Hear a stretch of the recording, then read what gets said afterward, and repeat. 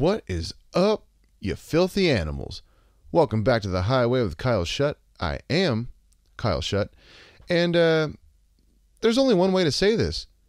We got motherfucking Buzz Osborne from Melvins on the show this week. How does he do it?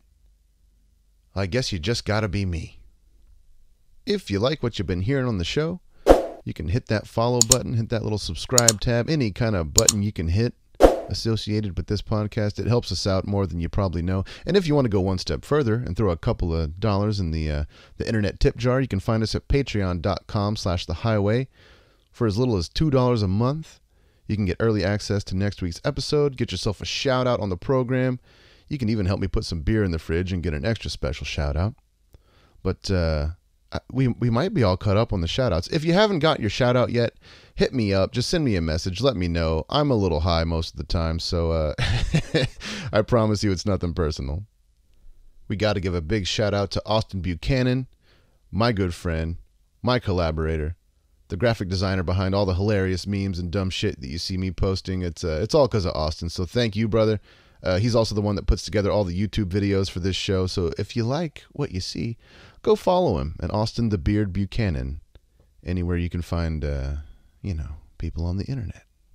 We also got to give a big shout out to our sponsors, Heil Sound, because if you like the way I sound, it's because there's a Heil in front of me. Now, recording these intros is fun and all, but it'd be way more fucking fun talking to Buzz from Melvins. So let's do things my way. The Highway.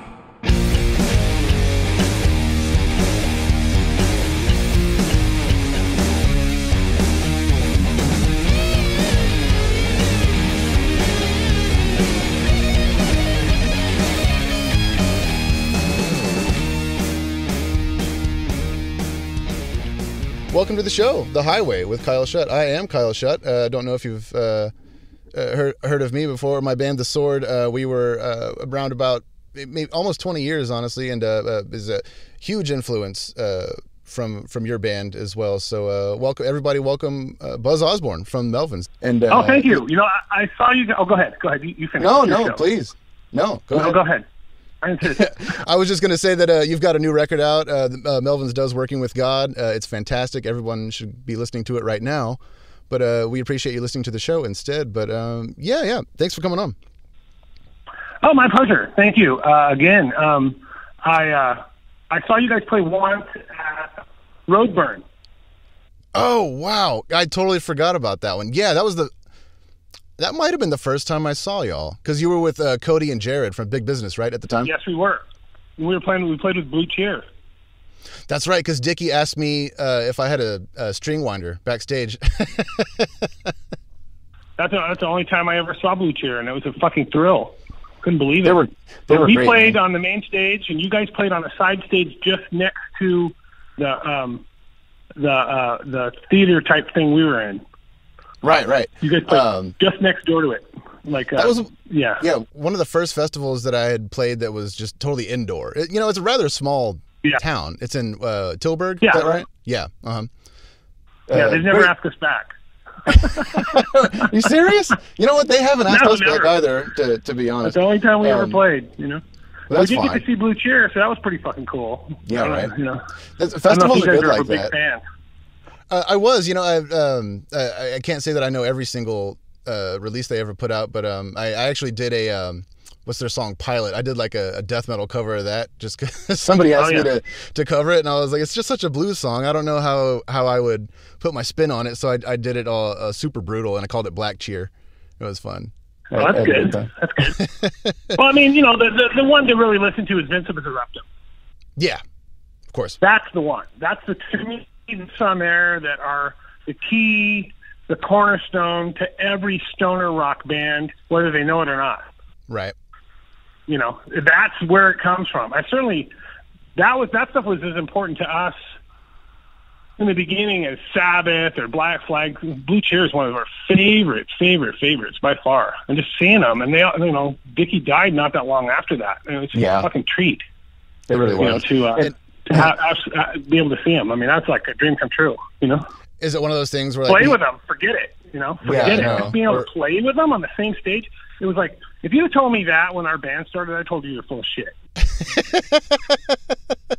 Is it one of those things where like people hit you with the Beatles or Stones kind of question, and you're like Blue Cheer, like as your answer? I mean, I like Blue Cheer, but I like the Beatles and Stones too. It's all but good. see, bands like that, bands like the Beatles and the Stones, it's like they have such massive catalogs. I challenge anyone to not be able to find at least one song that they can like from those bands. Right. Yeah. Like, you can't find one in the entire Beatles catalog that you think is any good at all. Really? Or the Stones, you can't find one song, I love them both too, but from that era too, I love Kinks. I don't think they get enough love. Maybe they do. I don't know, but I saw the Kinks on their One for the Road or their One for the Road tour. No, is that the name of it? One for the live album they did in the late '70s. I saw them. Damn, they were fucking amazing. They were unbelievable. Incredible. Yeah, I saw them. They had everybody except the bass player was still in the band. Wow. And it was fucking awesome. I think it's One for the Road. One for the Road, I think. What were they like live? Because a lot of bands from that era, like they had to play live in the studio. They're like multi-track recording back in those days wasn't really like that available, or it might not even have existed during some of those recordings. But their albums were so tight. You know what I mean? I get the impression that sometimes listening to it like these days, like kind of I guess the artistry of playing your instrument, kind of gets lost in the mix. But yeah, those guys were players. They were so good at what they did. Like, how did it translate live? I think you're 100% right, and they're very, very underappreciated. But the people who like them, they can almost do no wrong, Mm-hmm. And I'm even a big fan of like their low budget album and the later stuff. Even I think that stuff's great. And I've been trying to dip into it more, like Misfits and things like that. Yeah, because I kind of dropped off after the Muswell Hillbillies.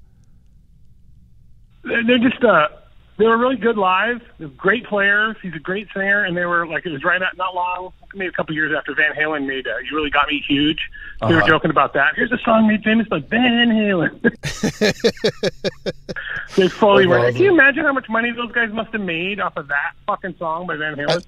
I think about that too, or like Huey Lewis with the Ghostbusters theme song. Think about that. Like, how much money did you make off a song you really had nothing to do with? Crazy. Right. Just crazy. Not to say that Van Halen played a great fucking version of it, no question. I saw Van Halen on the Women and Children First tour. Dang, I bet that was amazing. They were fucking amazing. I tell people that, and they don't believe me. I'm like, no, man, you're wrong. Those guys were arguably the best rock band in the world at that point. I would agree. I mean, like, nobody was hotter than that, absolutely. And it was just like, everything they did, like, it was I'm a huge fan of bands that only have one person on each instrument, like one bass, one guitar, one drum, one singer, or like Faith No More the same way, with like just a keyboard, guitar, bass, drums, vocal, and just the amount, the kind of noise that you can create with that, it's just so much greater than the sum of its parts. I love when that magic between people can happen. It's so cool. Yeah, it was awesome. It was awesome. And, we were funny, though, at that time, the early 80s. Because that was the first time I saw him. I saw him 3 times. And then the last time I saw him, it wasn't as good. It was a Diver Down tour. And I was like, and I never went again. Right around that same time, like the Fair Warning tour, they were fucking crazy good.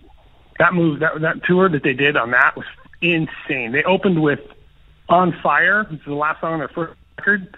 Yeah. Oh my God. Revisit that song. That's the best. That to me is one of the best rock songs ever written, And that was when I realized that, or the first time I saw him was when I realized that Michael Anthony did all the high background vocals.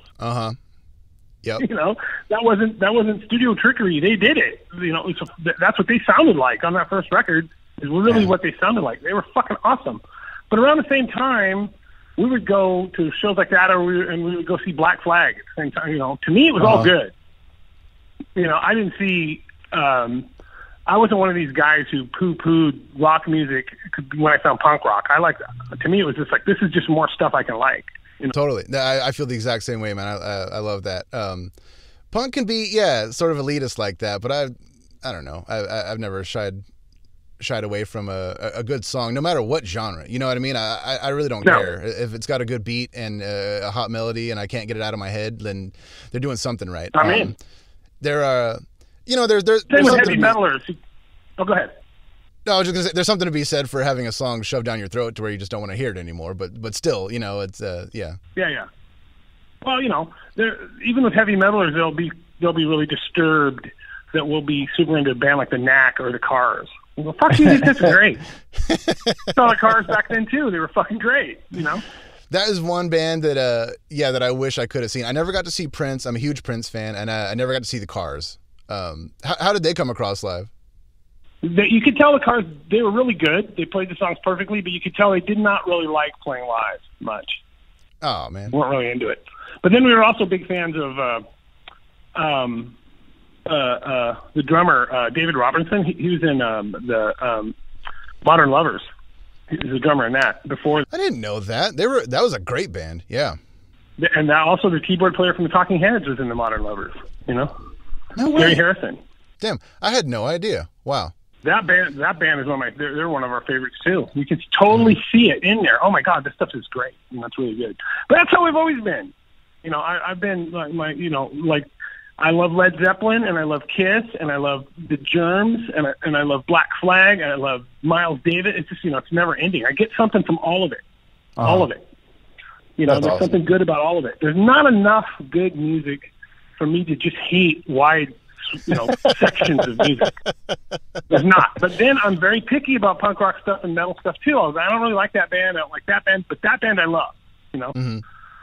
And I like albums, and I'll buy a whole album, even if there's only one song on it I like, because I figure maybe if they wrote that one good song, I might be able to find more on the record. Maybe. I still listen to albums. I do enjoy that. Just something about a single or an EP, I just get tired of it. After one song, I'll listen to it, a couple of times, and then I'll just move on to the next thing. But an album, I'll give it time. Because you need time to digest it, and kind of let the little surprises kind of worm their way into your subconscious, and then it just kind of becomes part of you. I like that a lot. Sometimes I like EPs because they can get them done quicker, and out to me faster.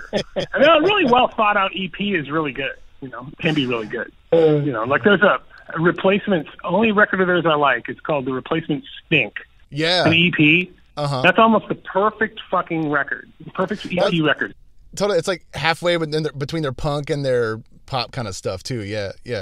That record, I'm like, okay, that's all I need from these guys. I don't need another one of their records. This is a fucking great record, and I'm good. I'm good. And that's an EP, and it's just like it has everything.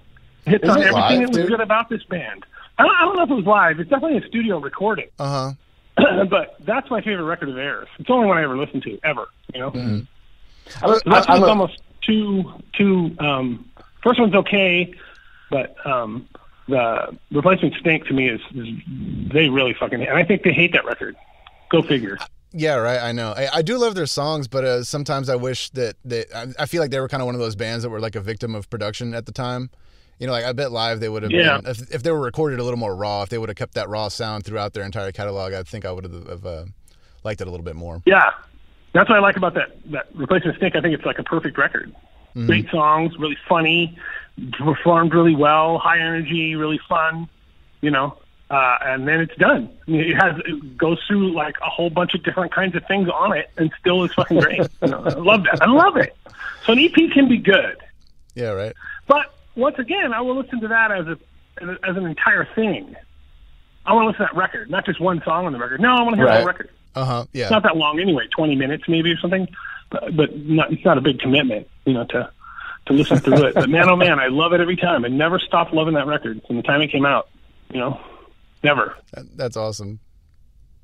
That's great. But did you ever get to see them back in the day? Never. I never saw them. So it was lots of bands I didn't see. Lots of bands I did see, but no. Yeah. When you tour a lot, you end up seeing the same band like 100 times, and then like missing a lot of the stuff that like comes through your hometown when you're gone. That happens. Dead Milkmen was one of my favorite bands growing up, and it was kind of like one of those things where like when they finally got back together and started playing shows, like I was always on tour when they were coming through my town. I was like, damn it, one of these days I'm going to catch them. Yeah, and then one of those guys died, I think. I know, that was tragic. Yeah, I think if I'm not no expert, but didn't he off himself? I can't. He did. He did. I didn't want to speak out of turn, but that was that one hit me hard. Growing up, the musicians going that route, just I can't help but identify with that a little bit, in in a certain way. And yeah, that I'm not aware of the circumstances. yeah. It was just he was just very depressed. Is what the story was, and stuff. But yeah, it's always rattles my cage a little bit when I hear about that. But well, I always hope that they can find something that's going to make him not do it. But yeah, I don't know. I think probably everybody around him did everything they could, and then at some point, there's not much you can do. The people that I've known that killed themselves, there was nothing I could do. Yeah. Same. They were hell bent, and the ones that talked about it the most never did it. Sorry to laugh. The ones that I just knew, like one of my buddies, maybe 4 years ago, killed himself, and I knew he was going to do it. I just knew it. And we were going home. I came home from tour, and the first time I saw him, a few days later, I came home from that meeting with him, hanging out with him. I go, I think he's going to kill himself. My wife's like, well, what can you? I go, I think I've done everything I can do. And sure enough, like within a month, he was dead, and he never asked me for anything. You know what I mean? He was just hell bent. He was just going to do it. Yeah, I'm sorry to hear that. There you go. Yeah, I mean, it's that kind of thing. It's just like I have to just think that there's not much more I could do. It's out of my hands, and as tragic and terrible as it is, I don't know what I offered all the help I could possibly imagine giving someone, and it's just not going to work. They're just hell bent on not having that be the case. And then there's people that I've talked to massive amounts of times who insist they're going to kill themselves, and they never do it. I don't know. I don't know what. It's a mystery to me. Maybe the more you talk about it, the less you're going to do. I don't know. But then I've heard the exact opposite too. So I don't know. It's a weird thing. I'm not to the point yet where suicide seems like an option to me. I want to kill people every time I go to the house. I was going to ask how you're still in Los Angeles, yeah? Yeah, Los Angeles. Yep. Yeah, so that's I could understand that sentiment. But no, that would be the case no matter where I was. Much more so in a rural environment. I would want to kill people even more so than LA. That's kind of where I'm at right now. Yeah. It's what I hate. I love being in the country and driving around between cities and stuff. But there's hardly a scarier place sometimes to pull over, where the ignorance out here is so thick that there's just no changing it. There's no getting through to it. It's sad, but it's because I do enjoy it more than being in big, sprawling cities. But it seems like the cities are the place to be to get away from most of like the toothless rednecks. Yeah, there's plenty of toothless people in the city too. I mean, there's like ignorance knows no bounds. There's no city limits to that. Yeah. It's just people in general. I mean, I grew up in super rural area, and can't say I enjoyed it. I did develop a healthy respect for guns when I lived there, and so I'm not afraid of guns because I grew up with them, which I think I'm really happy I got that because it showed me that they are actually a useful tool and nothing to be afraid of as long as you treat them with respect. It's a good way to think of it, like a tool, yeah. Everything will be fine, if you do that. My dad told me something when I was a little kid. He goes, all guns are always loaded. Oh, yeah. Even if they're not loaded, they're loaded. That's the number one rule. Just treat them like that. Exactly. And you'll never have trouble. I was like, that's the smartest thing to do. This is a it's a lethal weapon. It's loaded. How would you treat it? We'll treat it like that all the time. It'll be good. Right. And I love guns. I think guns are great. I grew up around people who had not just one gun, tons of guns. Very little gun violence, Totally. Very little. Because you're going to break into somebody's house, you're going to be met with a hail of bullets. You're not going to do it. And they can shoot. Those people can shoot, That's very true. They're not kidding around. Yeah, being from Texas, too, I kind of the same boat. I grew up just around them. They're just kind of part of everyday life for me. So it was always funny whenever I would have friends from Australia or Europe or somewhere come visit. They would always say, like, think we can go shoot some guns? I'd be like, yeah, you can go anywhere and just shoot guns out of here, man. And it was always people that I would think were fearless. You know what I mean? It's funny that the first time you hand them a firearm, they get this look on their face, just like shaking in their boots. It's such a stigma against them. I mean, I'll give them a 22 first. Exactly right. Yeah. Don't start off with the 357 Magnum. No, not at all. But give him a 22 first. 22 rifle first, then a 22 pistol. The guns are not a big deal, but a 22 pistol will kill you really fast. So you got to be really careful with all. It's all guns. They're all guns. Absolutely. Absolutely. But I love that stuff. I love it. But as far as like me being around, weirdo people, I'm not around. I don't like weirdo people without guns. And it's a thing with me too. Like I don't like to identify with objects. You know what I mean? Like I do enjoy guns. I own many of them, but I'm not like a gun guy. Like I like. No. I do like to scuba dive, but like I'm not a scuba guy. You know what I mean? When you hang around these people that are just kind of that they wrap their whole identity up around these things, it's frightening to me. Yeah, I have enough. I have enough of that kind of stuff. I'm not building up a massive arsenal, but I have plenty. So yeah, all good. But these are guns I've had my whole life. Mm-hmm. I'm not buying them now. I would, but these are ones I've always had. I moved to California with them when I turned in 1986. It's not like some new thing. Oh wow, guns! No, guns are just part of the deal. It's part of the deal. That's it. Yeah. I can't imagine not having one. And I wish I could take them with me on tour, which I can't. So. But didn't Eddie Van Halen get popped with a gun in his guitar case at the airport one time or something like that? I think that was the deal. Like he had a special compartment in his guitar case for it. Probably. I would doubt it. He also drank a lot, which is a bad combo. Guns and drunk. I've heard people say that like this never handle the firearm after you've had a few beers or anything like that, and I fully agree. But also, if you're sitting around your house at night and somebody breaks in, like you probably maybe would have had a few by that point. If you like beer, so that's Yeah, you wouldn't. Yeah, that wouldn't come under never. That would come under as quickly as possible. You're right. Yeah. Yeah. Tex Watson's climbing through your window with a knife in his teeth. Yeah, I hope you have a gun. Charles Manson or some creep. Yeah, right. It doesn't scare me. I like the idea that that we can do it. And the funny thing is, like you're talking about people from Australia.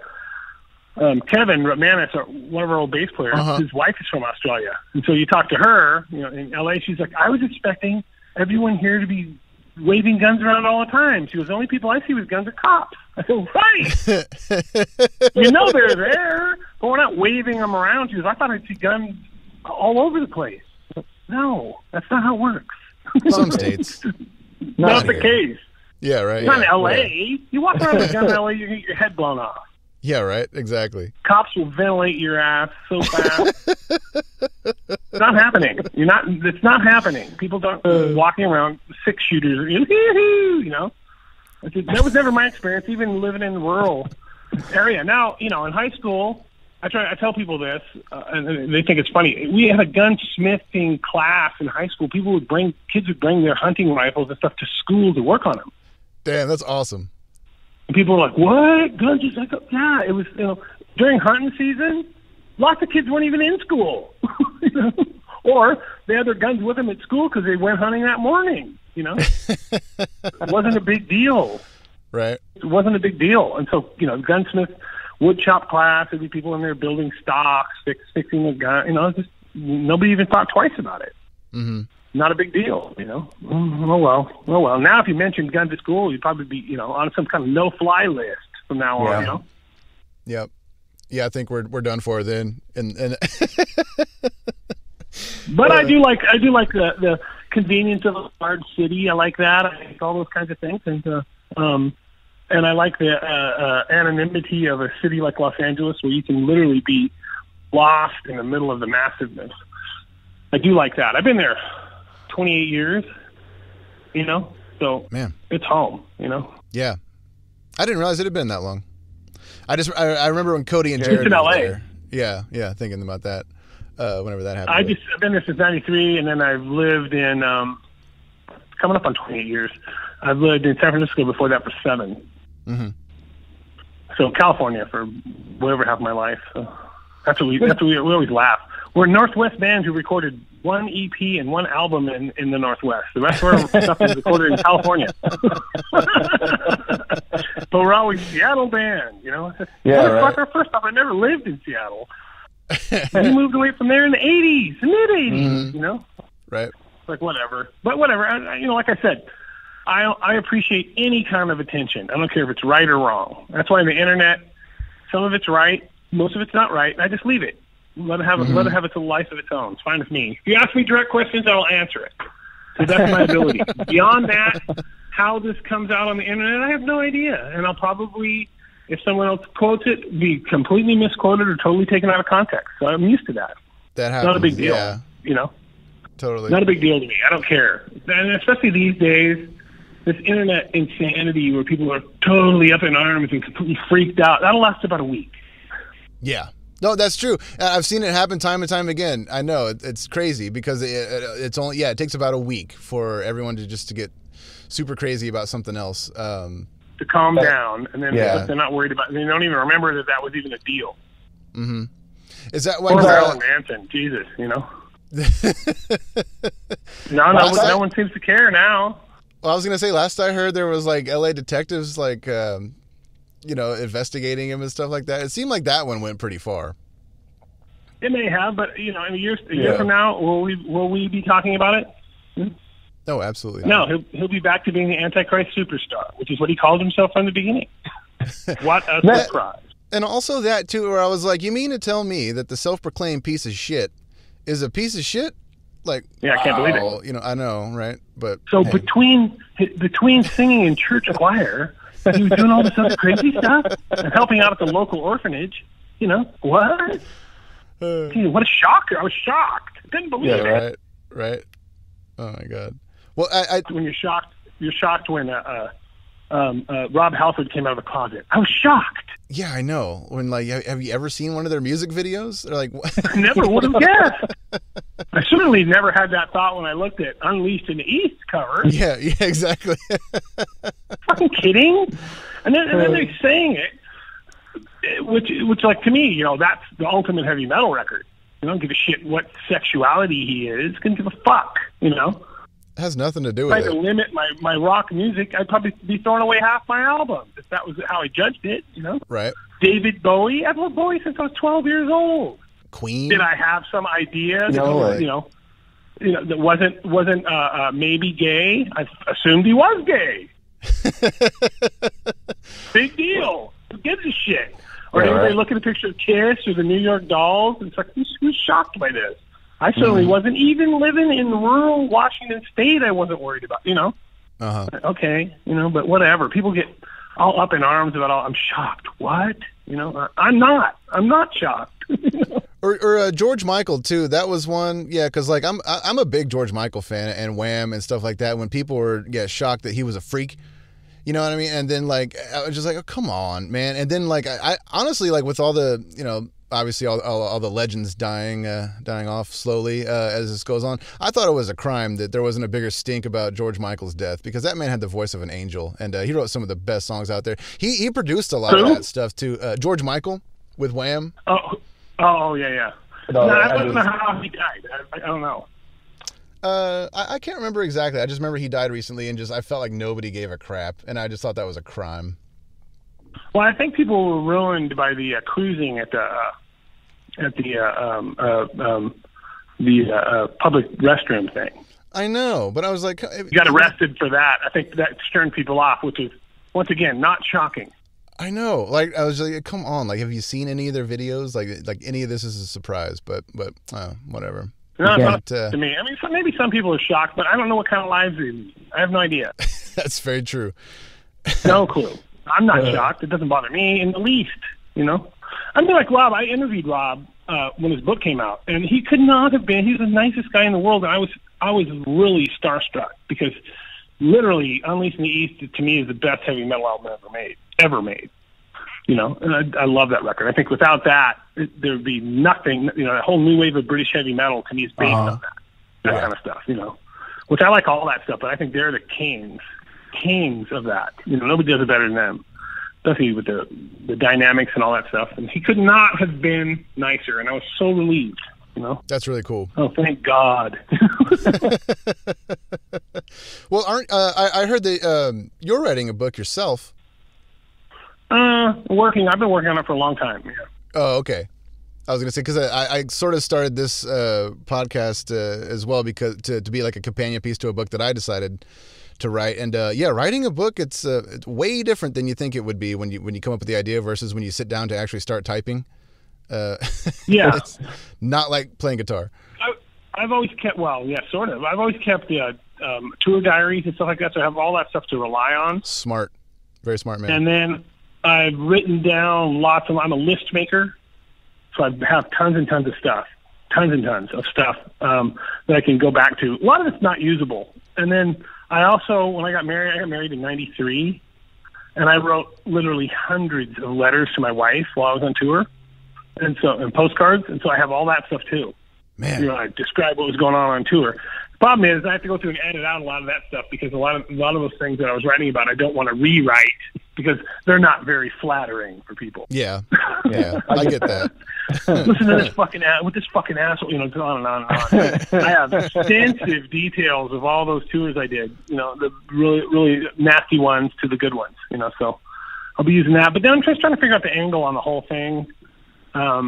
That's the hard part. I don't want to just do chronologically do it. I really like the way that, I don't know if you read that Bob Dylan Chronicles that he did. I haven't. That's really fucking good. Really fucking good. And then there's another book. Oh, what's the guy's name? I can't think of his name. He wrote this book, autobiography. He's a rock writer. I'm blanking on it. But anyway, he wrote this book called Apathy for the Devil. And his book, autobiography, is good. He used to write for all kinds of big magazines. And I'll think of his name before the end. But Nick Kent. Oh, okay. Nick Kent wrote what I consider to be the best rock book ever. It's this book called interviews he did. It's called The Dark Stuff, which is fucking awesome. If you read that, it's like this guy gets it. He writes in a way that I love, and he writes all about all this crazy shit that he saw Brian Wilson doing, but he writes it in a way that shows that Wilson's crazy, but also shows he's a fan of Wilson.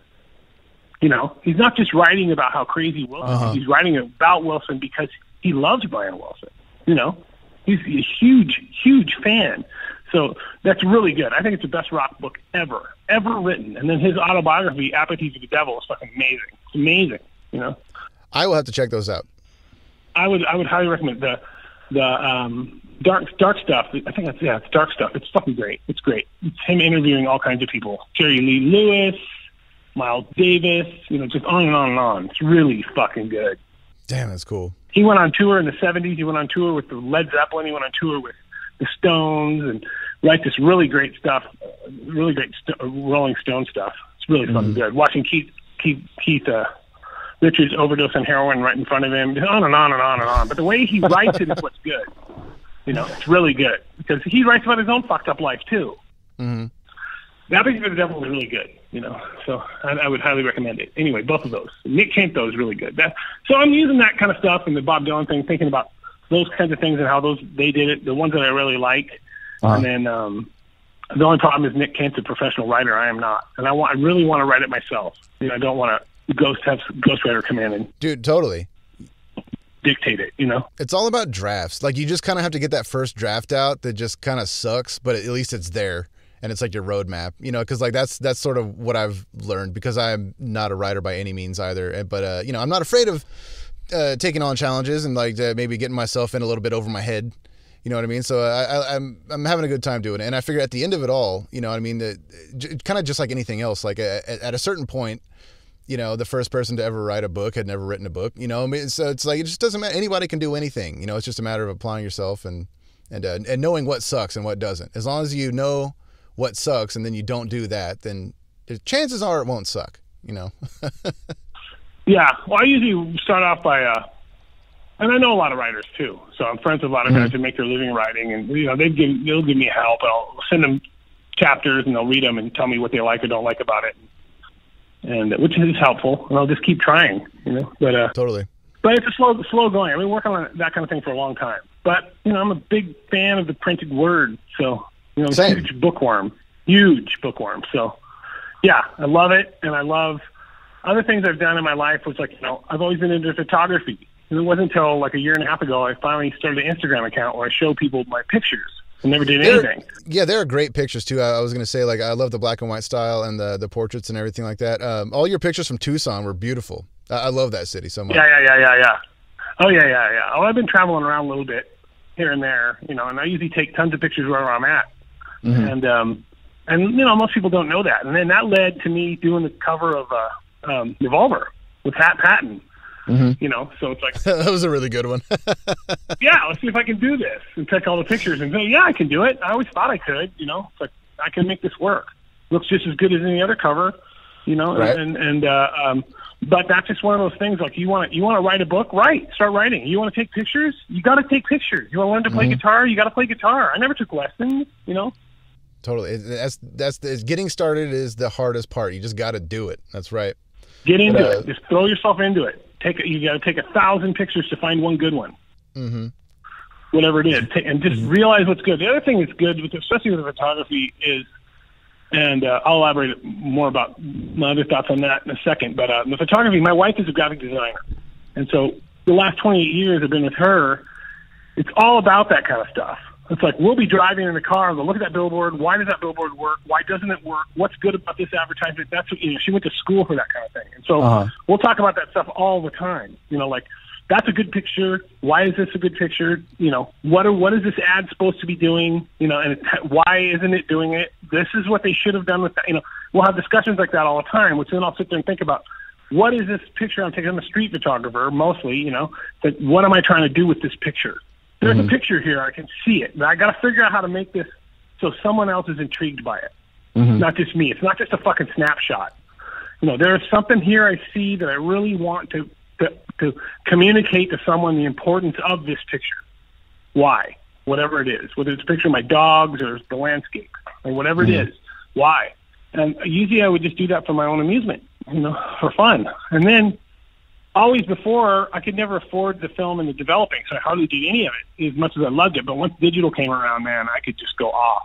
And that's exactly how it's worked. That's when things really flowered for me, with that. But then also, though, like with music, it's like I'm not a trained musician, but I realized really quickly if I surround myself with people who are really good, it's going to help. So I'm writing songs for Dale Crover and Steve McDonald in my band now. I feel like I'm Pete Townsend writing songs for John Entwistle and Keith Moon. You can't go wrong. You know what I mean? He had Pete Townsend. This is one of my favorites. He had John Entwistle and Keith Moon to write fucking music for. It's insane. My God. It's like I have Dale Crover and Steve McDonald at the moment, and hopefully that'll go on for a long time. That's who I write a song, and they're going to be playing this song. They're only going to make this better. They're not going to make it worse. If I just let them do their job, this will be fucking way beyond anything I could have thought of. Totally. Because you trust the situation you're in. You trust the process. Give them a push, they will hit a home run with it. Doesn't mean it always works, but that's what I want. Yeah. I have read that you do enjoy going into a studio session just sort of intentionally, half baked, maybe not fully prepared, just so that there's a chance for some like kind of serendipity to occur while you're tracking in there. Is that kind of still how it holds up, or is it always different? Just like you just never know. That's one way. Yeah. Yeah, that's certainly one way we do it. But you got to remember, we've recorded north of 400 or 500 songs. Yeah, I was trying to count albums. I got up to like 27 or something like that, and I lost count. Yeah. With covers included, I've recorded well over 500 songs. Written at least 400 that I've recorded, probably. And so, so then in that process, we've hit upon a lot of ways of doing things, not just one. And now at this point, it's been this way for a long time. But you could put me and Dale and Steven in a studio with any equipment, doesn't matter what kind of guitars or drums, we can make it work.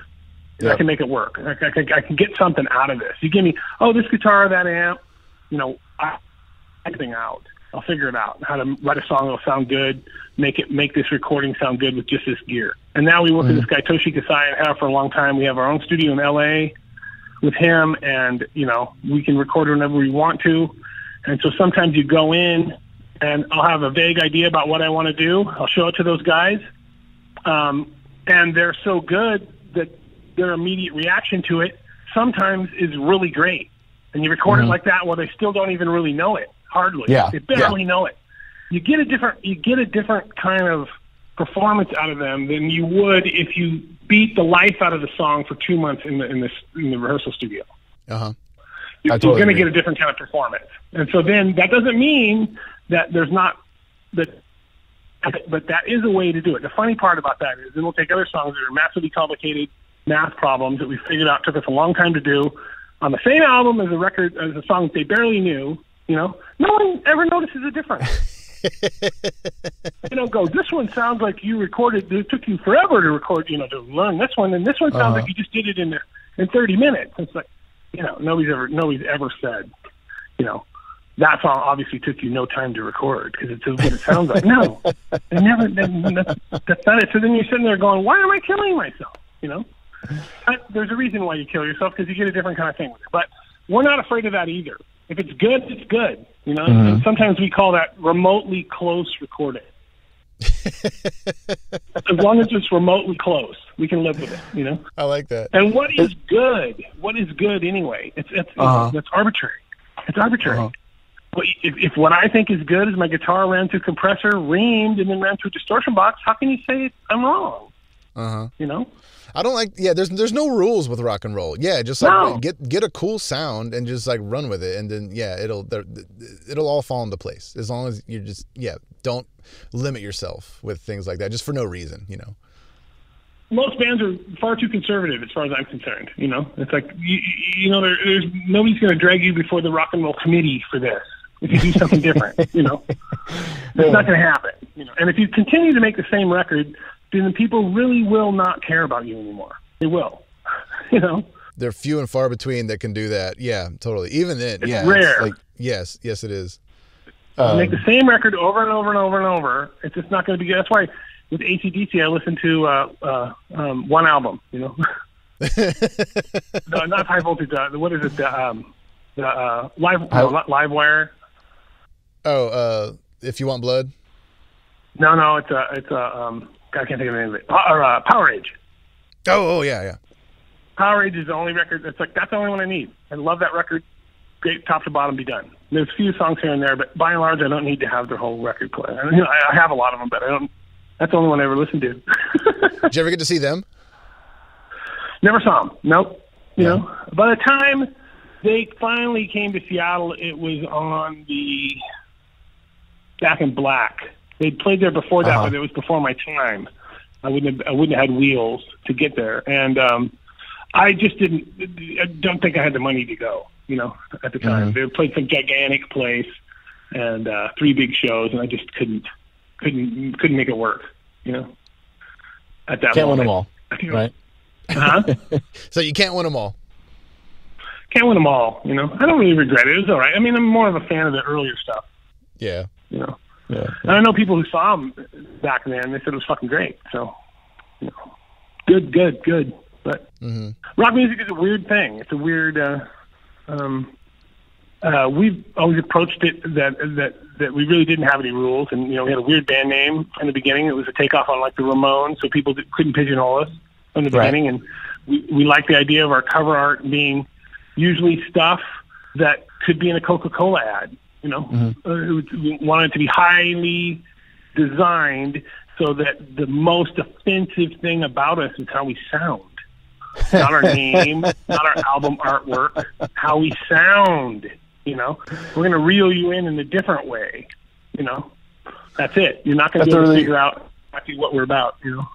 Yeah, that's a really good point. I mean, I've always loved all your album art, and just because it's the album art itself from album to album is just as different as your albums is from album to album. But as a whole, it creates, a vision, and that can be seen over time. And I don't know, it's even in the '60s, starting then, I think it's the visual aspect of music has always been paired with just the music itself. Whether it's bands getting huge from live performances on TV in the 60s, or huge arena shows in the 70s with like bands like Pink Floyd that introduced like crazy visuals with their music, and then throughout the 80s with like MTV and like the music video being paired with the song, and even through the 90s when like killer movie soundtracks would have just every single song was just a killer outtake from a rad band.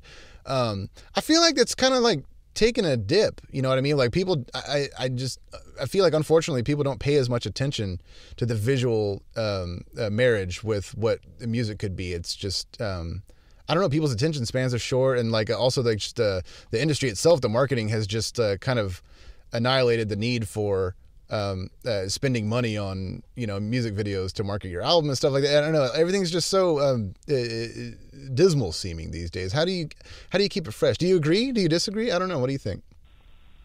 Well, I'm 57, so I've lived through a lot of eras in music. I don't feel like there was a golden era, and not in my lifetime. Mm-hmm. There's always plenty to complain about. Always. And if you look at like the top 40 from like the late 70s and mid 70s, most of it's stuff you never heard of. Mm-hmm. It's like there's a few things. Oh, I know what that is. I know, but these other ones that were number one, I don't even know what that is. Yeah, no idea. I'm sure it's the same now. But a lot of stuff happened where things changed. The music industry has changed a lot. It doesn't mean it's for the better or for the worse. I always laugh when I hear people saying stuff like, back in when the record labels used to sell records and then bands could get paid. I go, who are these check-writing angels that you're talking about? Bands never got paid. Nothing's changed for the bands. What are you fucking talking about? Now you think now bands aren't getting paid. Our joke was always, if you took everybody that ripped off, every label that ripped off Bo Diddley, or every person that ripped off something from Bo Diddley and got them in a long line, all lined up right there, he still wouldn't get any royalties. It's like, right. So those guys never got jack shit. So it's like, what the fuck are these people talking about? Now that bands can't have to worry about, making their money playing live. That's not the reason. You're out of your mind. You're living in a world of make-believe, where record labels paid people. They don't pay people now. They didn't pay them then. We've been very fortunate in that it was a much bigger ripoff then, but because they actually did sell records, but they did everything in their power to not pay bands. And that's the worst of the lot were always the indie labels. Always. Because they were fly-by-night, and the major labels had something to lose. The one thing you could guarantee from a major label is they were going to do what the contract said, because you could sue them because they had money that you could get, Whereas an indie label will just they'll just go bankrupt and you're fucked. I've had tens of thousands of dollars not paid to me by indie labels who went bankrupt. Mm-hmm. You're just not going to get it. You just get nothing. The money's somewhere. I don't know where it went. I didn't get it. So I always think, fuck you people, No, it's just new. It's just new. And I also don't want to hear any complaining out of you, because now you get all your music for fucking free. Yeah. So on the internet. That wasn't the case when I was a kid. I was waiting 6 to 8 weeks for an album to get delivered that I paid full price for. But having said that, I would have loved to be able to go on YouTube and what does Blue Cheer look like? There it is. If I was a kid, I would have fucking died for that. To see full performances from the 70s of The Who or whoever, that would have been unbelievable. So I think music has changed. That doesn't mean it's worse. The communication is easier now, but I think that people are used to not paying for stuff, and the more they get used to not paying for stuff, the less they're going to buy it.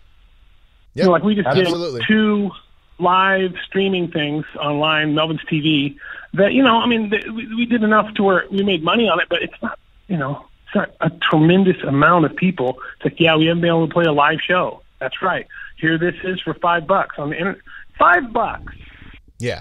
You'd think it would be massive. No, that's not massive. It's not making my eyes bulge out by any means. And you're just like, okay, people just don't care about this kind of stuff. They just don't care.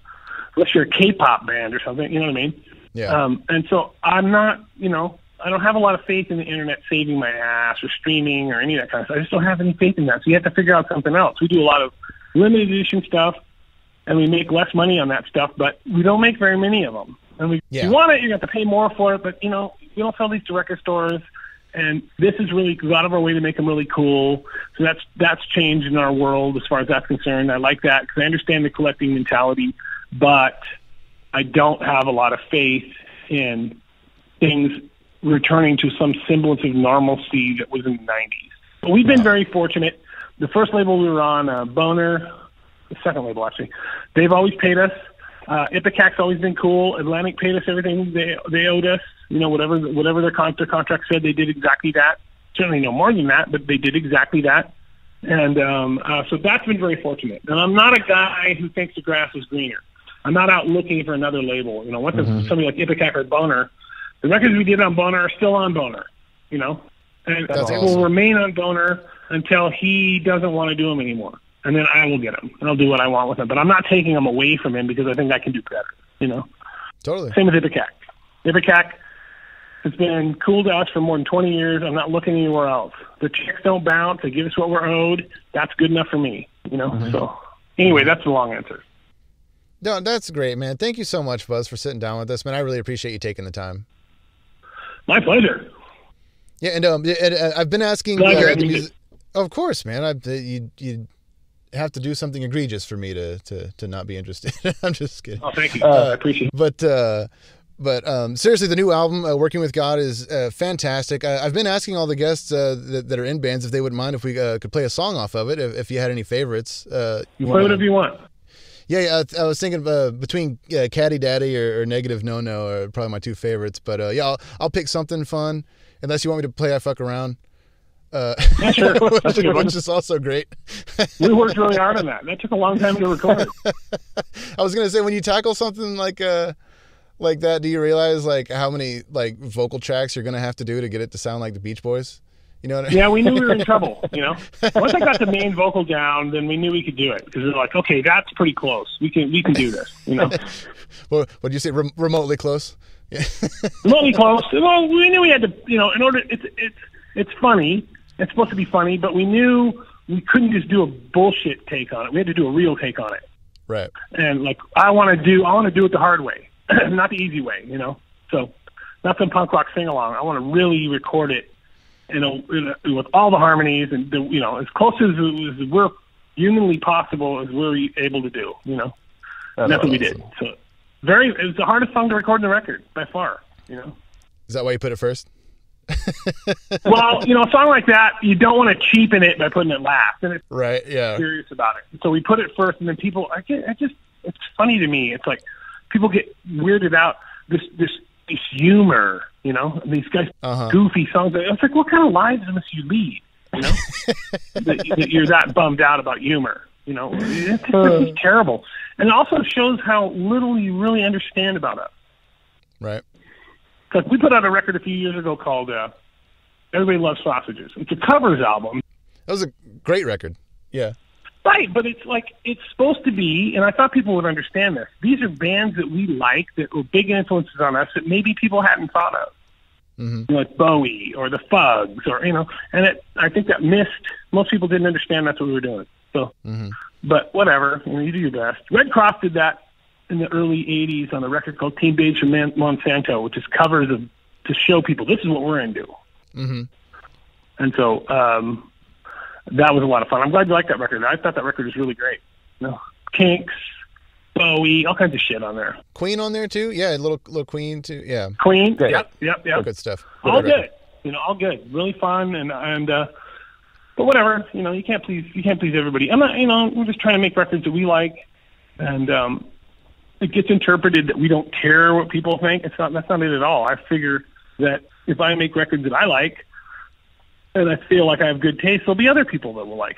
Maybe it won't be millions, but it will be some other people. If I approach it with that attitude, the same way I always did, then I don't know how I can go wrong. You haven't been wrong yet. But yeah, well, if I start trying to go, what is it my fans will like? I don't know what my fans will like. I have no idea. All I know is what I will like. And I figure that, if I like it, that's good enough. And it's not that I don't care. It's that I don't know.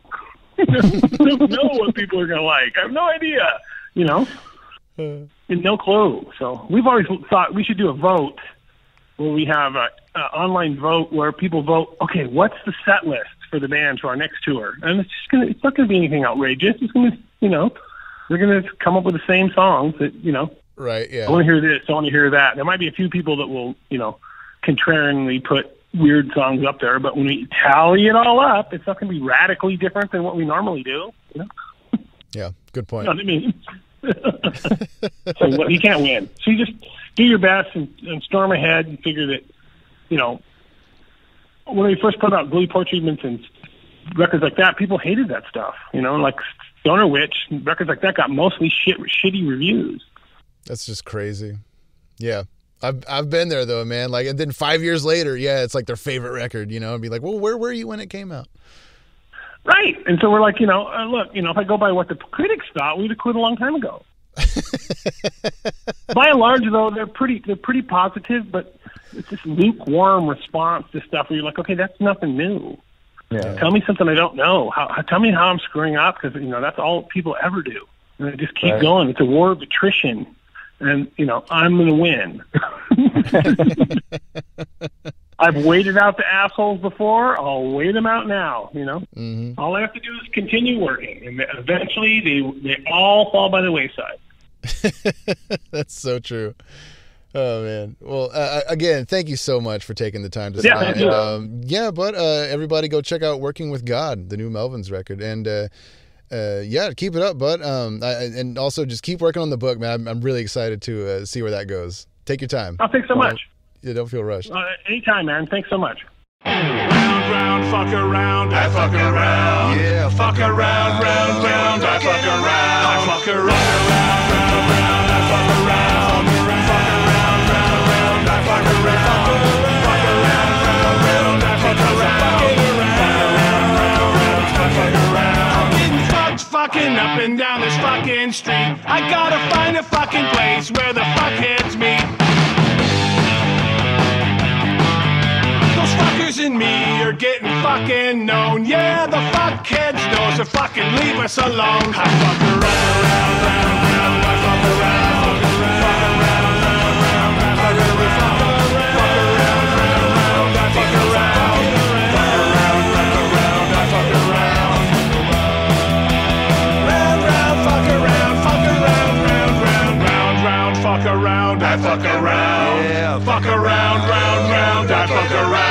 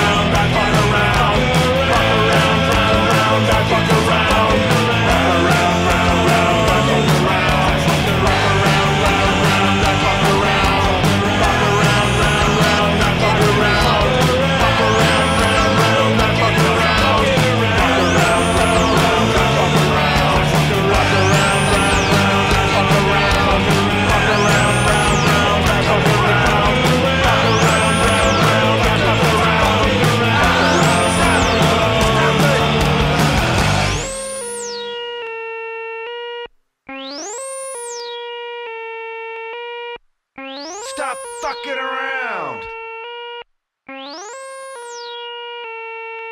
Stop fucking around! Thanks so much for tuning into The Highway this week. A big shout out to Reverend Guitars, Railhammer Pickups, and Earthquaker Devices. If you liked what you heard, you can follow where you can follow, subscribe where you can subscribe, and if you want to go one step further, you can support us on Patreon at The Highway with Kyle Shutt. For a few bucks a month, you can help us keep this party going, get early access to next week's episode, and even get yourself a shout out.